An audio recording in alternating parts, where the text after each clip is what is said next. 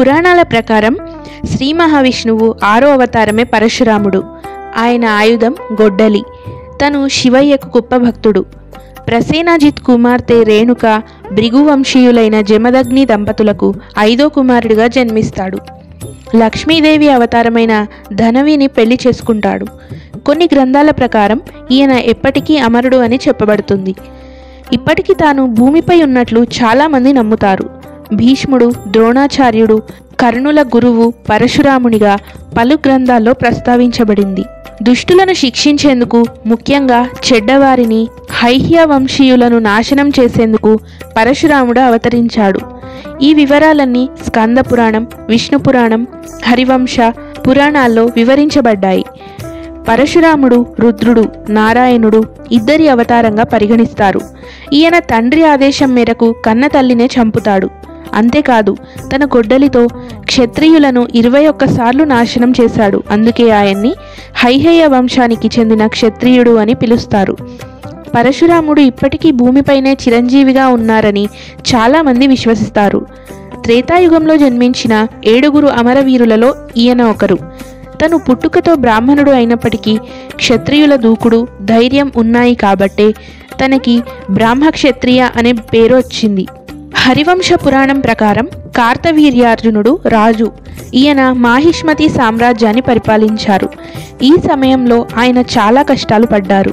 ఈ కాలంలో ఎంతగానో బాధపడిన ప్రజలు తమ ధరణిని క్షత్రియుల క్రూరత్వం నుంచి, భూమిని, జీవులను కాపాడటానికి విష్ణుమూర్తిని కోరుతారు. అప్పుడు ధరణికి సాయం చేసేందుకు విష్ణువు పరశురాముని పేరుతో రేణుక, జమదగ్ని దంపతులకు జన్మిస్తారు. ఆయనే క్షత్రియులను సంహరించి ప్రజలను క్రూరత్వం నుంచి కాపాడిన పరశురాముడు. పరశురాముడు యుద్ధరంగంలో ఎంతో నైపుణ్యం కలవాడు. అందుకే 21 సార్లు భూమి మీద ఉన్న అవనీత యోధులను ఒంటరిగా మట్టి కరిపించాడు. పరశు అంటే గొడ్డలి అని అర్థం. పరశురామునికి ఆయుధాలపై అద్భుతమైన పట్టు ఉండేది. ఈయన పరమేశ్వరుణ్ణి మెప్పించేందుకు కఠినమైన తపస్సు చేశాడు. తన ఆధ్యాత్మిక గురువు శివయ్యగా చెప్పుకున్నాడు. తన నుంచి గొడ్డలిని వరంగా పొందాడు. ఆ తర్వాతే తనకు పరశురామునిగా పేరొచ్చిందని పురాణాలలో పేర్కొనబడింది. పరశురాముడి తల్లి రేణుక ఎంతో అంకితభావం కలది. బంకమట్టితో నీటిని సేకరించడం ఆమె శక్తి, నమ్మకానికి నిదర్శనం. అయితే ఓ రోజు కుండతో నీరు నింపుతుంటే ఆకాశంలో గాంధర్వరథం ప్రయాణిస్తున్న సమయంలో ఒక్క క్షణం కోరికలకు లోనైంది. దాని ఫలితంగా ఆ కుండ నీటిలో కరిగిపోయింది. తన యోగశక్తుల ద్వారా ఈ విషయాన్ని తెలుసుకున్న భర్త ఆవేశంతో తన భార్యను చంపమని కన్న కొడుకు పరశురాముడిని ఆదేశిస్తాడు. తను తప్ప ఈ పని ఎవరూ చేయలేరు. అందుకే తన తండ్రి చెప్పినట్టు తన తల్లి 4 సోదరులను నరికేసినట్టు పురాణాల్లో ప్రస్తావించబడింది. ఆ తర్వాత ఆ తండ్రి 2 వరాలు కోరమన్నారు.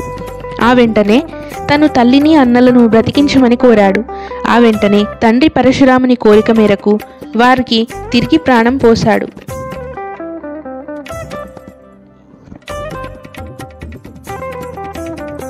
ఈ వీడియో గనక మీకు నచ్చినట్లయితే లైక్ చేయండి మరియు షేర్ చేయండి. అలాగే మన ఛానల్ని ఇప్పటి వరకు సబ్స్క్రైబ్ చేయనట్లయితే సబ్స్క్రైబ్ చేసుకోగలరు.